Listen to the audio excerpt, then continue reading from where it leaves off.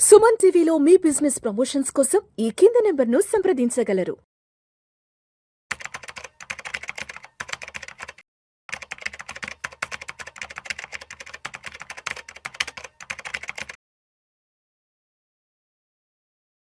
నమస్తే మధు. నమస్తే. మధు, ఇప్పుడు హెల్త్ ఇన్సూరెన్స్ లో కూడా మనకి పోర్టబిలిటీ ఉంది కదా, అంటే ఇన్సూరెన్స్ లో కూడా పోర్టబిలిటీ ఉంది. ఎస్. అంటే మనం ఒక 3-4 years సమ్ ఎక్స్ అనే కంపెనీకి సంబంధించి ఇన్సూరెన్స్ తీసుకుంటాము. సరే, over a period of time తర్వాత ఆ కంపెనీకి సంబంధించిన సర్వీసెస్ నచ్చకపోతే ఆ నెక్స్ట్ ఇయర్ వేరే ఇన్సూరెన్స్ కంపెనీలకు పోర్టబుల్ అవుతాం కదా. మరి ఈ పోర్టబుల్ అయ్యే టైంలో ఎటువంటి ఇబ్బందులు ఉంటాయి, ఏంటి అసలు? పోర్టబిలిటీ అవ్వాలి అనుకున్నప్పుడు తప్పనిసరిగా ఎటువంటి అంశాలను మనం అడిగి తెలుసుకోవాలి అంటారు? తెలుసుకోకపోతే ఎటువంటి ఇబ్బందులు ఫేస్ చేసే అవకాశం ఉంది? ఈ రోజుల్లో మీరు ఇన్సూరెన్స్లో ఉన్న కంప్లైంట్స్ కానీ లేదా రిజెక్షన్స్ కానీ 70 to 80% అన్నీ కూడా పోర్టబిలిటీ ద్వారా వచ్చినవి. అండ్ ఇంకొకటి ఏంటనంటే, అసలు పోర్టబిలిటీ అనేది కొన్ని సందర్భాల్లో మొత్తం చేయకూడదు. ఆ సందర్భాలు ఏంటంటే, మీ ఏజ్ కనుక 45 నుంచి 50 మధ్యలో ఉండి మీకు ఏదైనా ఆల్రెడీ హెల్త్కి సంబంధించిన ఇష్యూ ఉంటే మీరు ఇంకో కంపెనీలోకి మారకుండా ఉంటే మంచిది.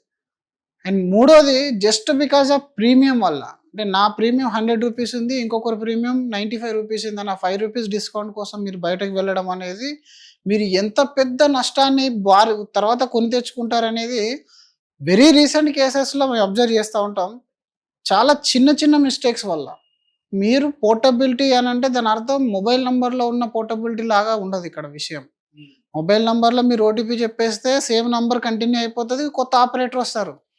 ఇక్కడికి వచ్చిన తర్వాత ఇప్పుడు మొబైల్ నెంబర్ పోర్టబిలిటీలో కూడా మనం సమస్యలు చూస్తున్నాం. ఒకప్పుడు జియో అనేది ఫ్రీ ఉండేది, 299కి వచ్చేసింది. ఇప్పుడు ఒకప్పుడు ఎంత ఉండేది, 99 రూపీస్, 129, 139, ఇప్పుడు 299కి వచ్చింది. జనరల్గా నువ్వు డేటా వాడకు, నువ్వు 299 రీఛార్జ్ చేయాల్సిందే. అక్కడ ఏదైతే ఫేస్ చేసామో స్టార్టింగ్లో, మనం ఏదైతే ఒక FOMO, fear of missing opportunity ఏదైతే వెళ్ళిందో, హెల్త్ ఇన్సూరెన్స్లో కూడా సేమ్ అలాగే అట్రాక్ట్ చేస్తుంది కంపెనీ. హెల్త్ ఇన్సూరెన్స్లో మొబైల్ నెంబర్ కాబట్టి అక్కడ ప్రాబ్లం లేదు, ఇక్కడ మీ లైఫ్కి ముడిపడి ఉంటుంది. మీరు దీన్ని 100 years మీతో పాటుగా మీ ఫ్యామిలీ, మీ పిల్లలు, వీళ్ళందరూ కూడా ఈ పాలసీలో లైఫ్ ఎండ్ అయ్యేంత వరకు ఉండాలి. మరి అలాంటి డిసిజన్ అనేది, ఏ ప్రీమియం 5% డిస్కౌంట్ ఉందనో, ఒక ఫీచర్ మిస్ అయిందని చెప్పేసి, లేదా ఏజెంట్ ఏదైనా ఒకప్పుడు మీతో కొద్దిగా రూడ్గా బిహేవ్ చేశాడనో, లేదా మీ కాల్ ఆన్సర్ చేయలేడనో, ఒక టెంపరీ ఒక ఎమోషనల్కి మీరు లోన్ అయిపోయి పోర్టబిలిటీ చేస్తే వచ్చే కష్టాలు మీరు తట్టుకోలేదు. తర్వాత మీరు పోర్టబిలిటీ అంటే కొత్తగా పాలసీ తీసుకున్నట్టే. ఒక కొత్త ఇన్సూరెన్స్ కంపెనీకి మీరు ఎక్స్ అనే కంపెనీలో 20 సంవత్సరాలు ఉండండి, వై అనే కంపెనీలోకి వచ్చారంటే మీరు ఈరోజు కొత్తగా హెల్త్ ఇన్సూరెన్స్ తీసుకున్నట్టే మిమ్మల్ని ట్రీట్ చేస్తుంది. యాజ్ ఫర్ రెగ్యులేటర్ కూడా వాళ్ళు ఏం చెప్తున్నారని అంటే, మీరు పోర్టబిలిటీలో కొత్తగా తీసుకున్నట్టే అండర్ రైట్ చేసుకోవచ్చు అని చెప్పేసింది వాళ్ళకి. ఇప్పుడు మీరు ఒక 20 సంవత్సరాల నుంచి ఉన్నారు, మీకు బాడీలో ఎక్కడో చిన్న సిస్టు తయారైంది. ఇప్పుడు ఆ సిస్టు మీకు తెలియదు, మీరు పోర్టబిలిటీ అయ్యారు, కానీ మీకు ఆ సిస్టుకి రిలేటెడ్ పెయిన్ ఉంది. తలలో చిన్న సిస్టు తయారైందండి, మీకు తలనొప్పి వస్తుంది, తలనొప్పే కదా.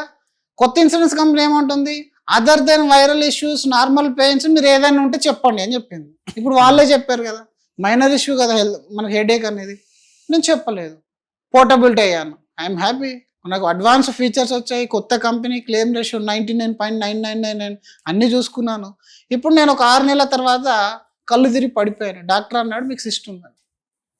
ఫస్ట్ క్వశ్చన్ మనం ఏం అడుగుతాయండి డాక్టర్, అసలు ఈ ప్రాబ్లం ఎప్పటి నుంచి అంటాడు. సార్ నాకు ఈ ప్రాబ్లం లేదు కానీ అంటాడు. ప్రాబ్లం లేదనగానే, సరే ఇంకేదైనా సిమ్టమ్స్ ఉన్నాయా, వామిటింగ్స్ అయ్యా, మోషన్స్ అయ్యా, లేదా మీకు ఏమైనా తలనొప్పి కానీ అయిపోయినా, ఫస్ట్ రాయడం ఏం రాస్తాడు, నమ్మనేసి కానీ లేదా హెడేక్ సిన్స్ అని ఎప్పుడైతే రాస్తాడో ఆ పాయింట్ని పట్టుకుంటారు వీళ్ళు.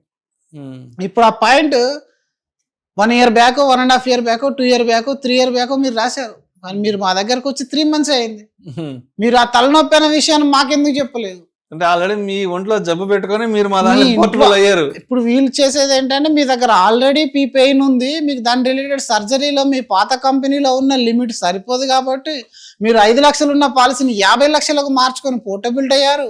ఇది మీరు చేసిన మోసం కాబట్టి మీకు నేను క్లెయిమ్ ఇవ్వను. ఇప్పుడు ఇక్కడ నష్టపోయింది ఎవరు, లాభపడ్డది ఎవరు, అసలు ఎవరు మిస్టేక్ ఇది?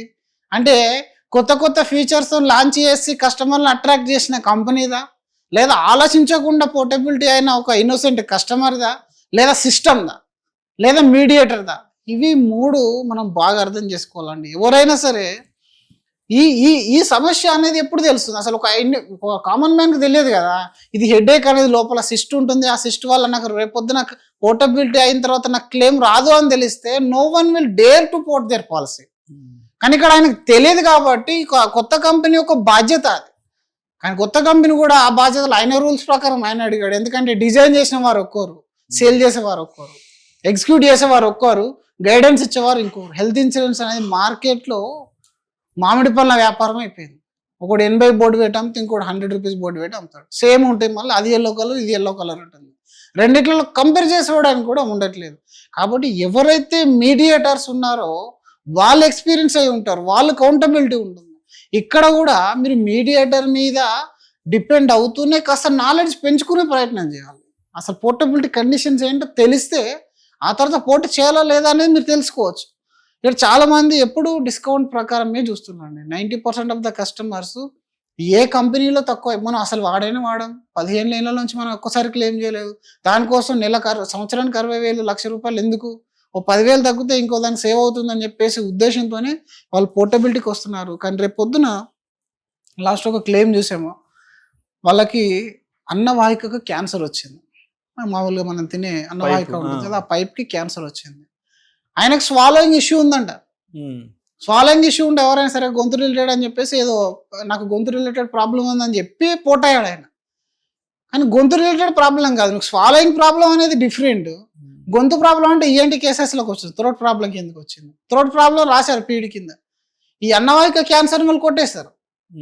ఎందుకు అని అంటే నువ్వు స్వాలోయింగ్ ఇష్యూ ఉందన్న విషయం మాకు చెప్పలేదు, లేదంటే నేను థ్రోట్ ఇష్యూ చెప్పాను అని ఆయన అంటాడు.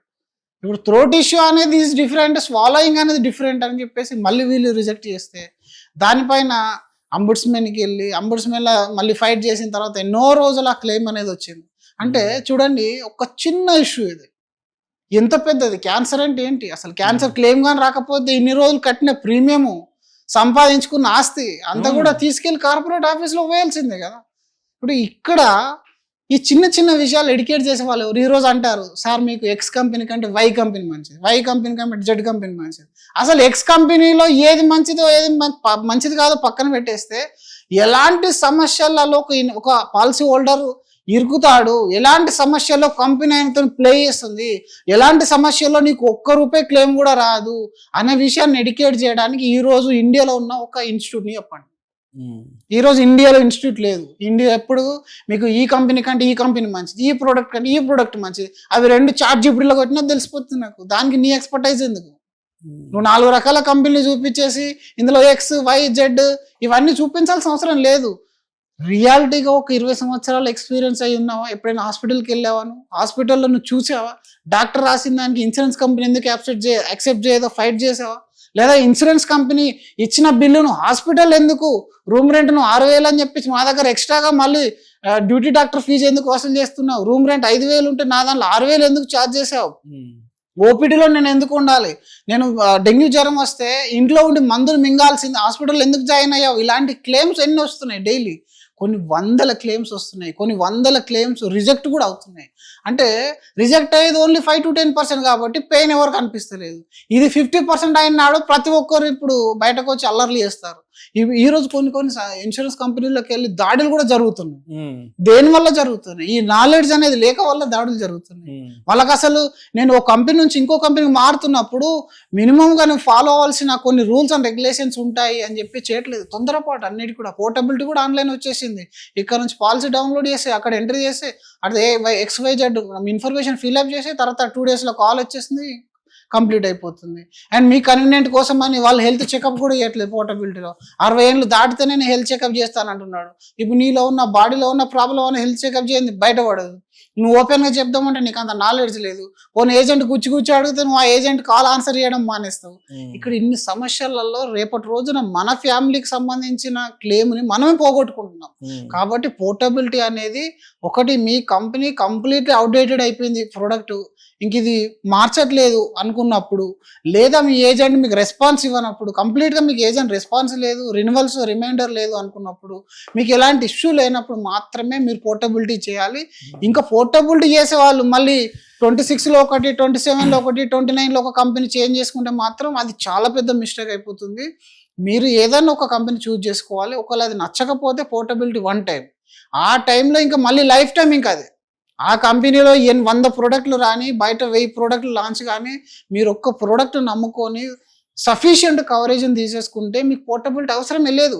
ఈరోజు మీరు ఒక కంపెనీలో ఉన్నారు, అందులో ఒక ప్రోడక్ట్లో ఫీచర్ లేదు, XYZ కంపెనీలో ఉంది. 2 ఇయర్స్ తర్వాత వీళ్ళు ఆలోచించారా, నా సేల్స్ డౌన్ అవుతున్నాయి కాబట్టి ఆ ఫీచర్ తీసుకురావాలన్న ఆలోచన వీళ్ళకి వస్తుంది. అది వచ్చేది వరకు వెయిట్ చేయాలి మనం. ఇక్కడ ఒక ఫీచర్ లేదని మనం జంప్ అయిపోతే ఆ తర్వాత అసలుకే మోసం వస్తుంది. మంచి మంచి కంపెనీలో ఉన్న వాళ్ళు చెత్త ప్రోడక్ట్లకు పోర్టబిలిటీ చేసుకొని లక్షల క్లెయిమ్లు పోగొట్టుకున్న వాళ్ళు డైలీ 100 మందిని చూస్తున్నాము. దయచేసి ఏజెంట్ రికమెండ్ చేశాడంటే తను ఎంత స్టడీ చేశాడో ఒకసారి మీరు తెలుసుకునే విషయం చేయండి. ఆన్లైన్లో ఎవడో రికమెండ్ చేస్తున్నాడంటే దీనివల్ల వాళ్ళకేం బెనిఫిట్ ముందు ఆలోచించండి తప్ప మనల్ని ఏదో సేవ్ చేస్తున్నారు, మనకేదో కొత్త ప్రోడక్ట్ ఇస్తున్నారు. ఈరోజు డేటా లీకేజ్ సమస్య ఉంది. మీరు ఎక్సైనా కంపెనీలో 20 సంవత్సరాలు ఉంటే ఇప్పుడు 10 రకాల కంపెనీ నుంచి మీ డేటా రెన్యువల్ ఉంది సార్ మీది జూన్లో జూలైలో అని కాల్ వస్తుంది. హౌ? ఒక ఇన్సూరెన్స్ కంపెనీ నుంచి డేటా లీకేజ్ జరుగుతుంది. దానివల్ల వాడు ఒక కంపెనీ నుంచి ఇంకో కంపెనీకి పోటీ చేసేస్తున్నారు అందరూ. చాలా వర్క్ కేసెస్లో మేము చూస్తాం లాస్ట్ 10-15 ఇయర్స్లో. కొన్ని కంపెనీస్ అయితే ఓన్లీ డేటా లీకేజ్ చేసి వాళ్ళ బిజినెస్ పెంచుకున్నాయి. ఈరోజు మార్కెట్లో వాళ్ళు స్ట్రగుల్ అవుతున్నారు. అట్లాంటి చెత్త డేటా అంతా తీసుకొని ఆ చెత్త క్లెయిమ్లు ఇవ్వలేక ఈరోజు వాళ్ళు క్లెయిమ్స్ మేము ఇవ్వలేమని ఎత్తేస్తున్నారు. కాబట్టి అలాంటి ప్రలోభాలకు మనం గురి కాకుండా ఒక కంపెనీ చూస్ చేసుకుని లైఫ్లో కంటిన్యూ ప్రయత్నం చేయండి. మీకు ఎలాంటి క్లెయిమ్ ఇష్యూ అనేది రాదు. అండ్ హెల్త్ ఇన్సూరెన్స్లో మనకి మొరటోరియం పీరియడ్ కూడా ఉంటుంది 5 ఇయర్స్. ఒకప్పుడు 7 ఇయర్స్ ఉండేది. 5 ఇయర్స్ దాటితే మీ నాన్ డిస్క్లోజర్ క్లాస్ కూడా వెళ్ళిపోతుంది. ఫ్రాడ్ ఒకటి ఎట్లా యాక్సెప్ట్ చేయరు. అట్లీస్ట్ ఏదైనా మీరు మర్చిపోయినా సరే ఆఫ్టర్ 5 ఇయర్స్ ఒక కంపెనీలో మీరు ఉన్నట్టయితే ఆ మొరటోరియం మీకు అప్లికేబుల్ అవుతుంది. దయచేసి ఎవరో రికమెండ్ చేస్తారని ఏదో ప్రోడక్ట్ ఫీచర్ ఉందని పోర్టబిలిటీ ట్రై చేయొద్దు. Thank you so much Madhu garu. Thank you అండి.